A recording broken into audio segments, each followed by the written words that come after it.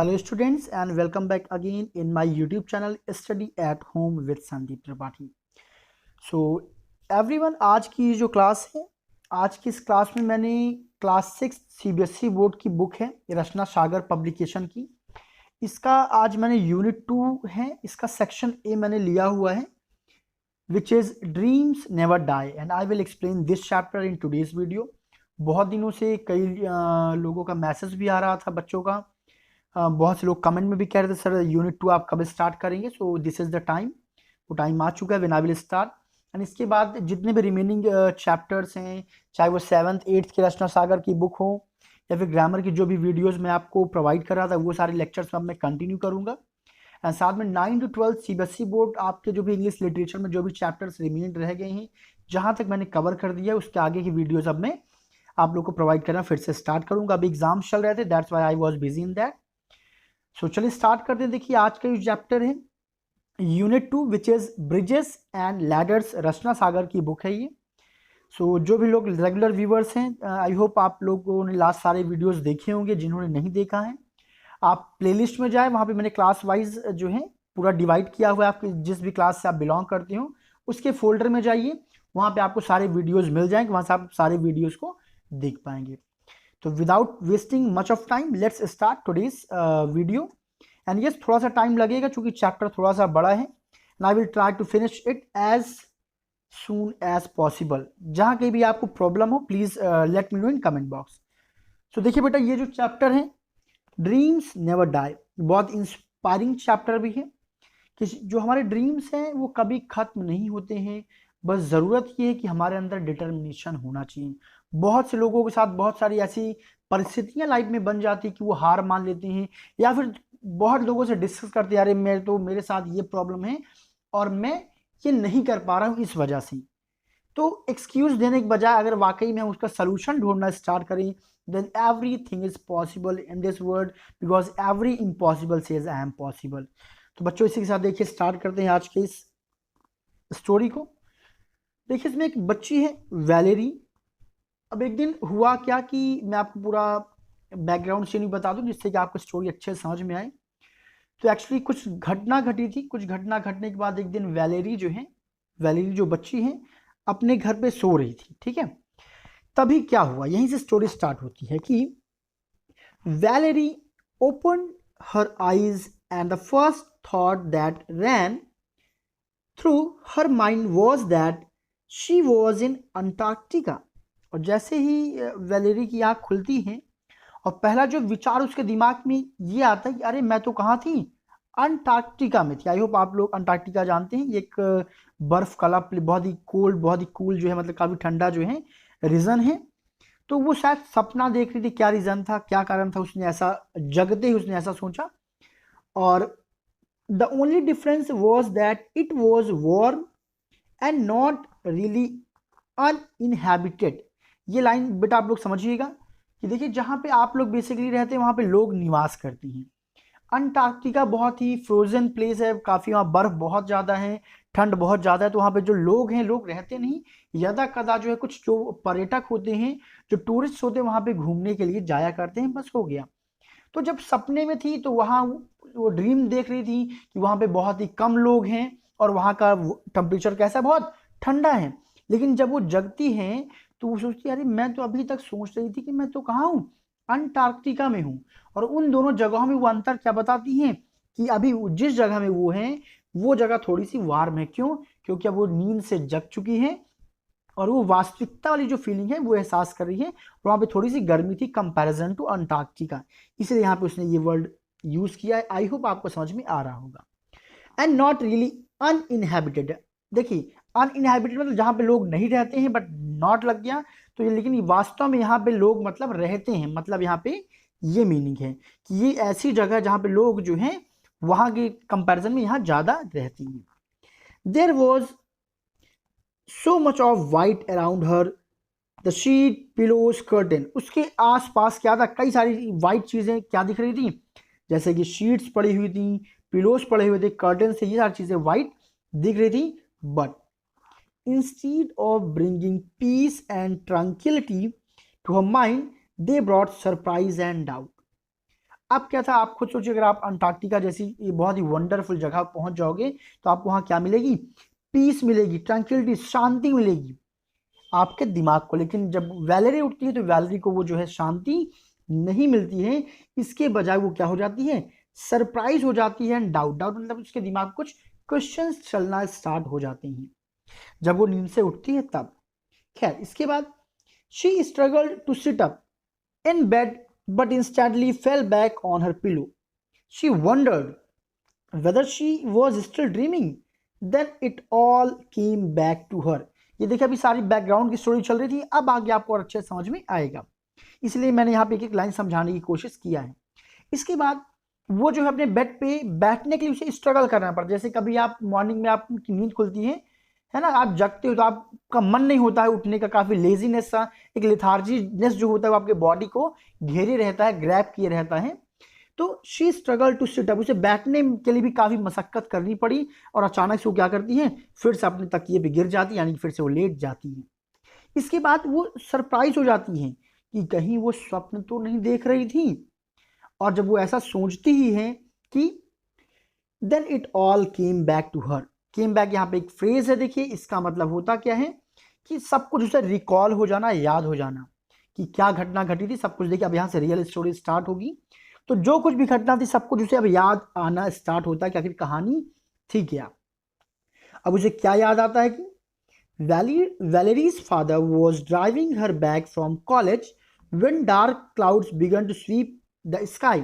Valerie के father Valerie को उसे कॉलेज से घर वापस ला रहे थे, तभी रास्ते में क्या हुआ, बादलों ने जो है आकाश को स्वीप करना स्टार्ट कर दिया, यानी बादलों को साफ करना इस आकाश को, यानी कि आकाश की जगह कौन आ रहे थे, बादल घिर रहे थे। And soon a loud pitter patter of raindrops started hitting the windscreen. और बहुत ही जल्द यानी कि बारिश होने लगी, और जो रेन ड्रॉप्स की जो साउंड होता है पिटर पैटर, वो उनकी कार की जो विंड स्क्रीन थी उस पर जो है साउंड करने लगती, उसे हिट करने लगती है। Excitedly, she rolled the window down and stretched her arm out as it to welcome the rain। और वो एक्साइटेड होकर के अपने विंडो का शीशा नीचे करती है और अपने हाथ को क्या करती है, बाहर निकालती है, जो कि हमें चलती गाड़ी में बेटा कभी नहीं करना चाहिए, आप लोग भी कभी मत करिएगा। देखिए आगे फिर क्या हुआ, और किस लिए उसने किया हाथ बाहर, केवल उस बारिश का वेलकम करने के लिए। तभी क्या हुआ, in the eye blink of an eye, इसका मतलब होता है बिल्कुल अचानक से, पलक झपकते ही क्या हुआ, a passing car skidded on wet road before Valerie's could realize she founded her arm sandwiched between two cars and she lost consciousness। और जैसे ही वो जो है क्या करती है, हाथ बाहर निकलती है, पलक झपकते क्या हुआ, सामने से एक कार आती, स्किडेड मतलब जैसे ही जब ब्रेक लगाती हैं और गाड़ी जब स्लिप करती है उसे क्या करते हैं, स्किडेड बोलते हैं, यानी कि फिसलना, जैसे कि लोग बर्फ पे स्कीइंग क्या करते हैं, ठीक है। तो स्किडेड यानी फिसलते हुए जो है गाड़ी क्या करती है, सामने से आती है, यानी गाड़ी ने ब्रेक लगाया, वो ब्रेक लगाने के बावजूद वो गाड़ी जो है फिसलते हुए आती है। फिर क्या हुआ, और जब तक वैलेरी रियलाइज कर पाती, महसूस कर पाती, उसका जो हाथ था सैंडविच, सैंडविच का मतलब आप लोग खाते हैं ना सैंडविच, तो उसमें क्या होता है, दो ब्रेड्स के बीच में जो है आपके जो आलू के जो ग्रेवी होती है जो वो रखा जाता है, यानी कि वो मतलब होता है। बट यहाँ बेटा सैंडविच का मतलब होता है क्या, बीच में दब जाना। तो क्या हुआ कि उसका जो हाथ था दोनों कारों के बीच में क्या हो जाता है, दब जाता है, एंड शी लॉस्ट कॉन्शियसनेस, और वो अपना होश खो देती है, यानी कि वो बेहोश हो जाती है। At pleasant looking doctor came in, you had an ugly accident my dear and nearly lost you left arm, we had to do surgery on you.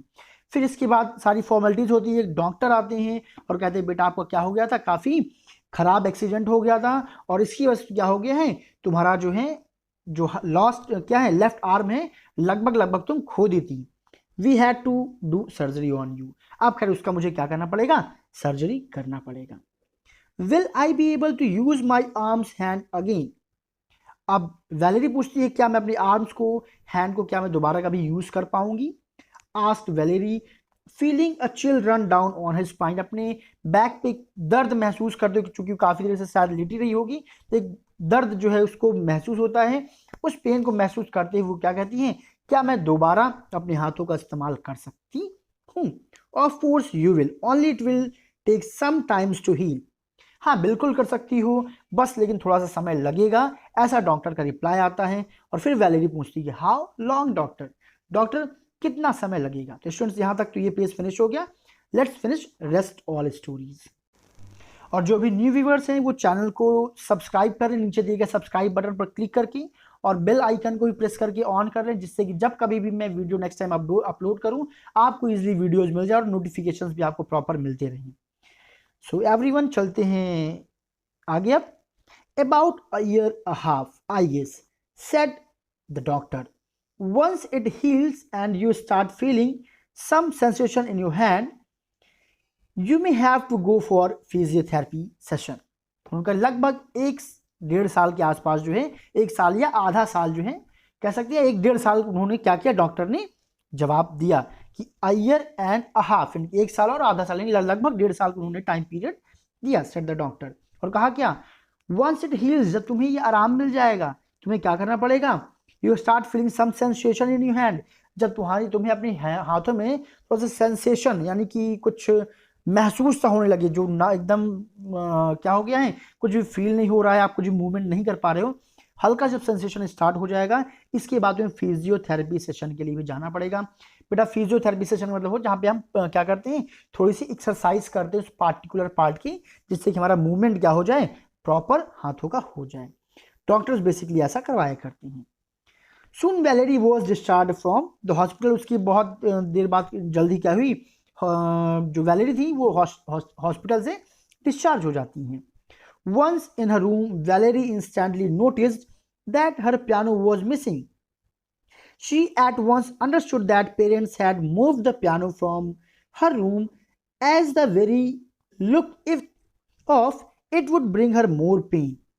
अब जब वो एक दिन अपने कमरे में थी, तो क्या हुआ, अचानक से उसने नोटिस किया कि उसके कमरे में जो पियानो रखा हुआ था, वो पियानो क्या मिसिंग है, उसके रूम में है ही नहीं। At once understood that her parents, तभी उसे क्या हो जाता है, मालूम चल जाता है कि डेफिनेटली उसके पेरेंट्स ने क्या कर दिया है, उसको उसके रूम से हटा दिया है। क्यों, क्योंकि शायद ये पियानो किसको, वैलेरी को ज़्यादा दर्द देता है। यहाँ पे देखिए बेटा, कहने का मतलब क्या है, क्योंकि उसके हाथों में चोट लगा था, हाथों में चोट लगने की वजह से वो पियानो ना बजा पाती, और वो उसे पियानो शायद पसंद था, तो शायद जब वो देखती तो उसे थोड़ा सा और हर्ट होता कि चोट की वजह से मैं पियानो नहीं बजा पा रही। इस वजह से उनके पेरेंट्स ने क्या किया था, उसको हटा ही दिया था वहां से। From the tender age of 4 Valerie took a great liking to playing the piano and took music lesson twice a week. जब एक छोटी सी उम्र, जब 4 साल की वैलेरी थी, तभी से उसका पियानो में बहुत ज़्यादा इंटरेस्ट था, और यहाँ तक कि सप्ताह में 2 बार वो पियानो की क्लासेस भी लिया करती थी। By 7 her fingers were already creating magics with the key. और जब तक वो 7 साल की हुई, तब तक उसके खुद के फिंगर्स ने क्या किया, पियानो के साथ अच्छा खासा मैजिक करना स्टार्ट कर दिया। यानी कि वो अच्छा खासा जो है काफ़ी अच्छे तरीके से उसने पियानो को बजाना सीख लिया था। Her parents had secretly nurtured this dream of seeing their little star getting a scholarship to one of the most famous music academies in London। और उसके माता पिता ने मतलब बचपन से सीक्रेट रूप में, यानी बच्ची को बताया नहीं, नर्चर मतलब होता है पालन पोषण करना, उसका सीक्रेट रूप से इस तरह से नर्चरिंग किया उसके इस ड्रीम का, कि भविष्य में उसे क्या हो, स्कॉलरशिप मिले, लंदन के फेमस जो मोस्ट फेमस जो म्यूजिक एकेडमी है, वहां से वैलेरी को क्या मिले, स्कॉलरशिप मिले। एक ऐसा ड्रीम सीक्रेट रूप से क्या कर रहे थे, वो वैलेरी के अंदर नर्चर कर रहे थे, उसे पालन पोषण यानी उसे पोषित कर रहे थे। कौन, वैलेरी के पेरेंट्स, यानी कि पियानो जो बजाने का शौक था उसको क्या कर रहे थे, प्रमोट कर रहे थे, वैलेरी की हमेशा वो हेल्प कर रहे थे। अब देखिए आगे क्या होता है, क्या वो वैलेरी अब भविष्य में पियानो बजा पाएगी कि नहीं बजा पाएगी, क्योंकि उसका हाथ क्या हो चुका था, फ्रैक्चर हो चुका था। It all has gone just like the piano from my room, what's gone my child. अब वैलेरी क्या कहती हैं कि जैसे वो इट्स ऑल गॉन यहाँ पे बेटा उसके ड्रीम से मतलब है वही ड्रीम जो उनके पेरेंट्स ने देखा था। तो पियानो के वहां से कमरे से जाते ही उसे ऐसा लगा कि जैसे पियानो से कमरे से गए, ये सारे सपने भी उसके साथ उस पियानो के साथ चले गए। अब आगे देखिए क्या होता है, what's gone my child, my ticket to London and precious seats at the music academy. तो पेरेंट्स से पूछा कि यार तुम्हारा क्या खो गया है, उसको काफ़ी टेंशन में दिखा होगा। तो वैलेरी कहती कि मेरी टिकट जो लंदन की थी और वहाँ पे जो मेरी एक बहुत ही प्रीसियस सीट थी म्यूजिक एकेडमी में, वो मेरी क्या हो गई, चली गई है, मिस हो गई। क्यों? क्योंकि अब वो पियानो तो बजा सकती नहीं है। Valerie knew that her parents would try to cheer up and encourage her to wait till her arm got better. Valerie को पता था उसके पेरेंट्स चीयर अप, उसे थोड़ा सा खुश होने के लिए, टेंशन से बाहर आने के लिए क्या करेंगे, कहेंगे और इंकरेज करेंगे उसे कि कोई बात नहीं, जब तक उसकी बाह आर्म ठीक नहीं हो जाती तब तक वो क्या करें, इंतजार करें, और फ्यूचर में वो क्या कर सकती है, अटैम्प्ट कर सकती है, इंतजार कर सकती है, फ्यूचर में ट्राई कर सकती है। They had always been encouraging, supporting her in everything that interested her. और उसके जो पेरेंट्स है वैलेरी की, हमेशा उसको इंकरेज करते, सपोर्ट करते उन हर चीज़ों में जिसमें भी वैलेरी का इंटरेस्ट हुआ करता था। It was her father who had found out about the scholarship through a popular website. और ये उनके पिताजी थे जिन्होंने इस स्कॉलरशिप के बारे में एक वेबसाइट से सर्च करके निकाला भी था। जो ये स्कॉलरशिप का जो प्लान थी, किसने सर्च किया था? वैलेरी के फादर ने सर्च किया था। Valerie, life does not loss its meaning just because there is a problem. अब वैलेरी कहती है कि जो लाइफ है, जो जीवन, वो अपना जो मीनिंग इस वजह से नहीं खो देती है अगर उस जीवन में क्या हो, कोई प्रॉब्लम हो। ये बहुत बड़ी लाइन है बेटा, हम लोग भी समझना चाहिए। यही कहते हैं आपके सामने अगर प्रॉब्लम्स हैं तो प्रॉब्लम्स का बहाना मत दीजिए, उसका सलूशन ढूंढिए, और जिस दिन आप सलूशन ढूंढने पे लग जाएंगे डेफिनेटली आपको आपका सक्सेस मिल जाएगा। आगे वो क्या कहती है कि this is a new challenge and you will certain overcome it. वो वैलेरी को समझाते हुए उनके पेरेंट्स यहाँ पे कहते दिस इज न्यू चैलेंज, तुम्हारी लाइफ में एक नया चैलेंज आया है और डेफिनेटली तुम इसमें भी ओवरकम करोगे, इस पे भी विजयी प्राप्त करोगी। There are new dreams to dream, कई सारे नए स्वप्न हैं देखने के लिए। There is no dearth of scholarship that you can grab every year. और वो क्या कहते हैं कि स्कॉलरशिप की कोई भी डर्थ मीन्स होता है अभाव होना, कमी होना। और समझाते ही वैल्यू कहते हैं कि बेटा स्कॉलरशिप की तो कोई कमी नहीं, तुम तो हर साल क्या कर सकती हो, स्कॉलरशिप ग्रैब कर सकती हो। ग्रैब मतलब होता है ना, बेसिकली ग्रैब के मीन्स बेटा होता है पकड़ना, बट यहाँ पे अचीव करना आप कह सकते हैं बेसिकली, कि आप क्या कर सकते हैं, अचीव कर सकते हैं, क्योंकि स्कॉलरशिप की कमी नहीं है। सो आई होप आप लोगों को समझ में आ रहा होगा। I am trying to explain कि आपको ज़्यादा अच्छे से अच्छे में समझा सकूँ, because it's a YouTube channel. मैं नहीं चाहता हूँ ज़्यादा लंबी वीडियो हो तो आपको थोड़ा बोरिंग भी लगे। So I am trying to finish it as much as possible. So here was her father trying to make her see the brighter side of the situation. So ये सब कौन बता रहे थे? उनके फादर जो है वैलेरी को बता रहे थे। और क्या क्या करते, हमेशा हमें किसी भी घटना के, किसी भी बात के ब्राइटर साइड को देखना चाहिए। हमें हमेशा ऑप्टिमिस्टिक होना चाहिए, पेसिमिस्टिक नहीं होना चाहिए। ऑप्टिमिस्टिक मतलब क्या होता है, पॉजिटिव थॉट्स के साथ हमें लाइफ को जीना चाहिए, लाइफ को एक्सेप्ट करना चाहिए। ये जो है वैलेरी के फादर क्या करते उसे बता रहे थे। Just then the phone rang, तभी फोन की घंटी बजती है। It was her music teacher. ये किसका कॉल था? म्यूजिक टीचर का फोन था। And mister Joy Spencer, hello Valerie, how are you dear child, I could not play the piano for over a year and half now, she answered heart broken. जब घंटी बजती है तो उसमें वो call किसकी होती है? मिस्टर जो स्पेंसर की होती है। और वो वैलेरी से बात करती है, हेलो वैलेरी, आप कैसी हो? तो वैलेरी क्या कहती है, मैं इसमें पियानो लगभग पिछले 1.5 साल से जो है नहीं बजा पा रही हूँ। यानी लगभग कहानी 1.5 साल बेटा, क्या आई could not play the piano for over year and half. Sorry, यहाँ पे जो है ये वैलेरी कहती है कि लगभग मैं अगले 1 या 1.5 साल तक मैं पियानो नहीं बजा सकूंगी। काफ़ी मतलब मायूस होते हुए वो क्या करती हैं, रिस्पॉन्स करती हैं। अब टीचर के इस पे क्या रिस्पॉन्स आता है, ये मतलब टोल्ड मी दैट, हाँ तुम्हारी माँ ने मुझे बताया था, but I called to tell you that my school is looking for a young and enthusiastic piano tutor. लेकिन तुम परेशान हो, मेरा जो स्कूल है सर्च कर रहा है, तलाश कर रहा है एक यंग और एक इंथुजियास्टिक पियानो ट्यूटर को देख रहा है, यानी जो कि पियानो बजाना सिखा सके और बहुत ही इंटरेस्टिंग इस चीज़ को लेकर इंथुजियास्ट हो, काफ़ी इंटरेस्टेड भी हो, ऐसा कोई टीचर वो सर्च कर रहे हैं। Sound like something perfect for you to do while still healing. अब यहाँ पे वो टीचर सर्च करते हैं, मुझे लगता है sound like something perfect for you. इसका मतलब बेटा ये हो कि जो वो बात है मुझे तुम्हारे लिए बिल्कुल परफेक्ट नजर आ रही है, यानी कि वो जो जॉब है, जो मेरा स्कूल जिस टीचर को सर्च कर रहा है, उस पोस्ट के लिए तुम बिल्कुल फिट हो, और जब तक तुम्हें आराम नहीं मिल जाता तुम यह काम अच्छे से कर सकती हो। I hand the advertisement to your mother if you like. और अगर तुम चाहो तो एडवर्टाइजमेंट जो है मैं तुम्हारी मदर को हैंड ओवर कर दूं। वेलेरी सेड दैट, वेलेरी कहती है कि इट्स अ गुड आइडिया, ये बहुत अच्छा आइडिया है। रेदर हाफ हार्टेडली, थोड़ा सा मतलब अब उसका जो लाइक उदास उदास थी वो थोड़ा सा कम होता है, इसलिए यहाँ पे क्या यूज हुआ है, हाफ हार्टेडली, मतलब थोड़ा सा उसका जो नाराज मतलब कि उदासीपन था वो कम होता है। Now she thank her music teacher and fail asleep। अब अपने म्यूजिक टीचर को धन्यवाद देती है और सो जाती है। Students let's go to the next page.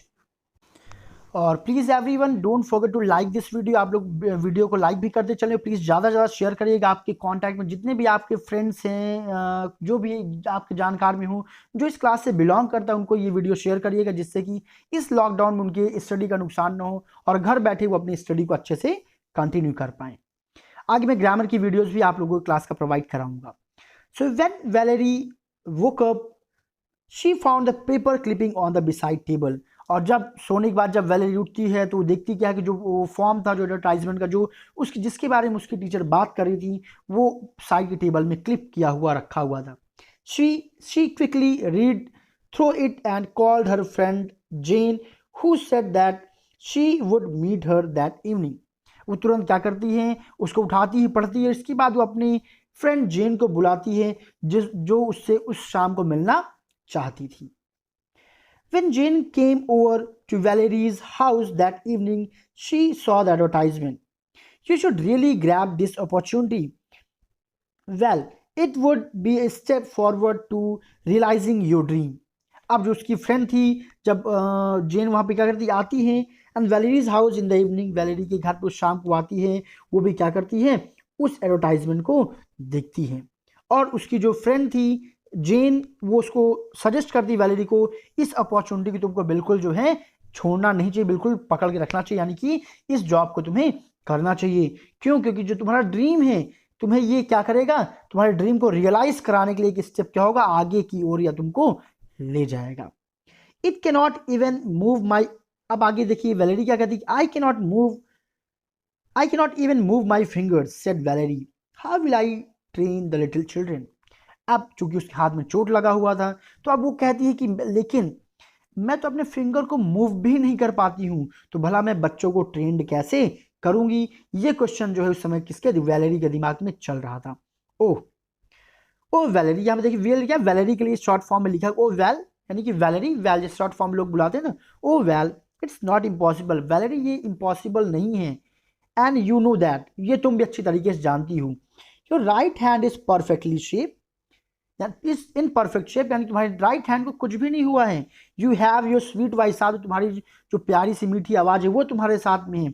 Make the most of what you have, सब कुछ करो जो तुम कर सकती हो, यानी कि ट्राई योर बेस्ट। इसका मतलब क्या होता है, अपना बेस्ट ट्राई करो। Don't cry over what you don't have, उस चीज पे कभी मत रो जो चीज तुम्हारे पास नहीं है।